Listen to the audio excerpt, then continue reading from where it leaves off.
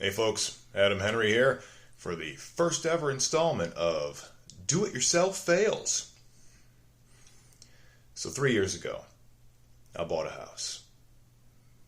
It's the only house I could afford. It's 88 years old. Needs a little bit of work.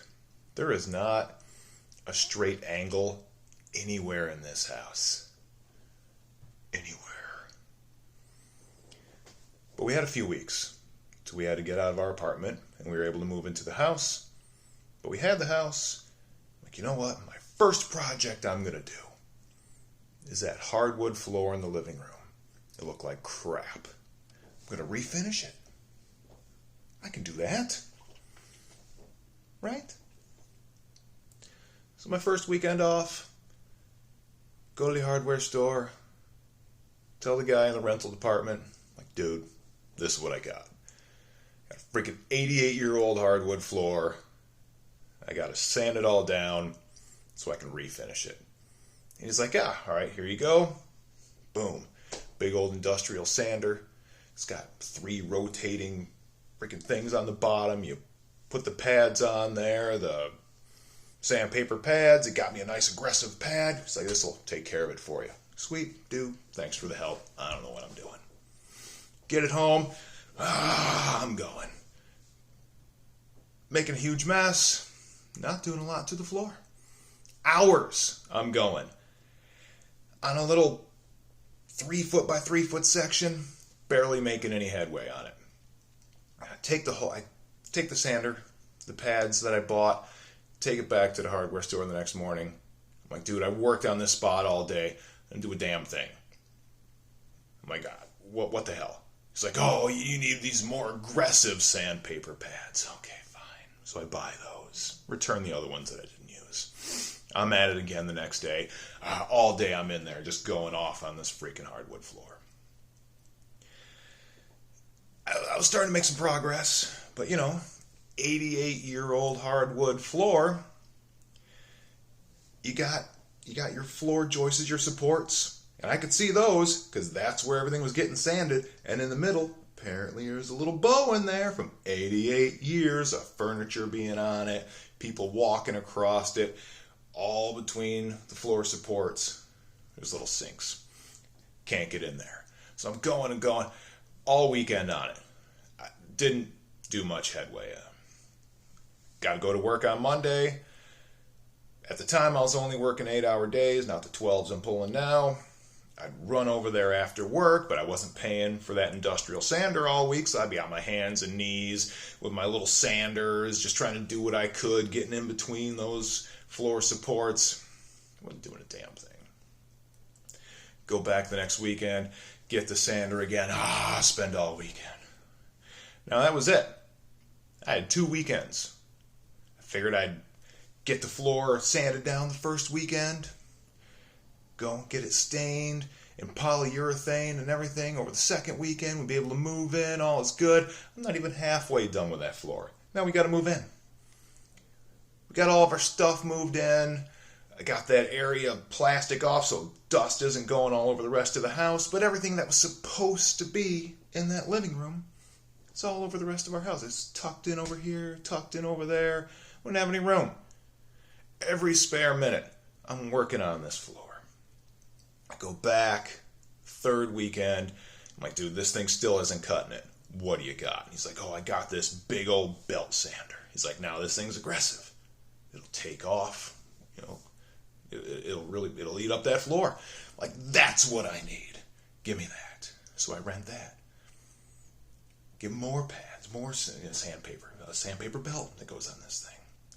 And I'm in there with this, and it's doing a better job, but still, it's pass after pass after pass, because that stuff is sunk so far into that wood.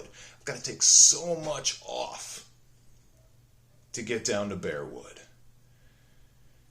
And that belt sander, it takes off so much wood, it leaves little creases on the edge. So if you don't go the exact same speed every time you go back, and I'm not a professional, it's my first time using it, I didn't go to the exact same speed every time I did a freaking pad. I tried, but I was leaving little little ridges in the floor, and it can't get right up to the edge of the floor. So after I've taken the floor down, I don't even know how much to get underneath all that 88 years worth of stain on there to get down to pristine wood. Got a little ramp that goes up to the walls, and I got to go in there with my little hand sander and take all that down. It took forever. It was awful. And the whole time, I mean, this is weeks past my deadline. We're unable to use the living room. Got that furniture stashed all over the place. Now, something about do-it-yourself projects. Everybody says you get such a great sense of satisfaction doing all this stuff yourself. Why pay somebody when you can do it yourself? Take up all of your free time. Cause you all of the stress. It's wonderful. It's great. You get such a sense of pride and achievement. You'll be so happy with yourself. You'll pee sparkles and have butterflies come out of your butt. I don't know. Every trip to Home Depot, you'll take it on the back of a unicorn. High-fiving Care Bears on the way. It'll be great. I didn't experience that. Weeks worth of work. Finally, get that floor done. It's beautiful wood, all nice and even. Finally, it's ready to be stained. So we stain it again. Looks beautiful. I'm like, you know what? Maybe they're right. I just feel a little sense of pride, accomplishment. And you know, maybe my pee was a little sparkly. Maybe it was. You know, I farted them off. I mean, it's not a butterfly, but it's a step in the right direction. I mean, maybe they're right. It took longer than I expected. A lot more time, more money than we expected, but in the end, there it is. It's beautiful. And you know what? I did that. Me. First floor. Maybe they're right. So we stain it. Looks good. Went to the store. On the back of a unicorn. Got polyurethane, because that's what you're supposed to put on there next. Really toughens it up. Polyurethane.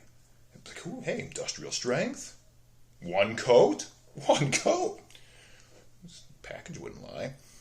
Come back. Polyurethane it. It looks good. It looks beautiful. And I did that. Pee looked like a sparkly Twilight vampire. Farted a grasshopper that time. I don't know what that was about. I had wings. I mean, still, I'm calling it a plus. You know, everything looked good. Like, you know, maybe they're right. This was a good thing.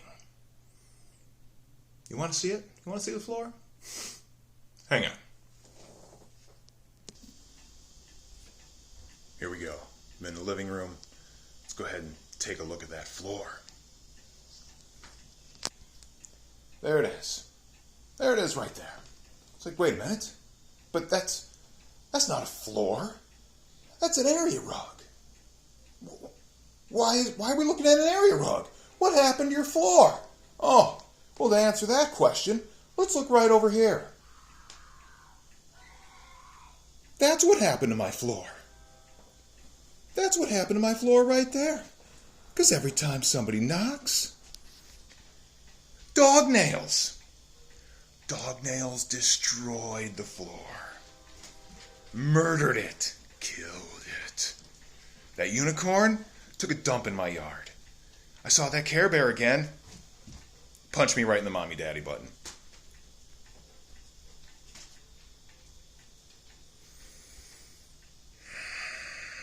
So yeah. Now, after all that time, after all that money, after all that work, all that stress, I have an area rug. An area rug. So that was my first of, unfortunately, more than a few do-it-yourself fails in my 88-year-old house. Like, comment, subscribe, share. Share my pain.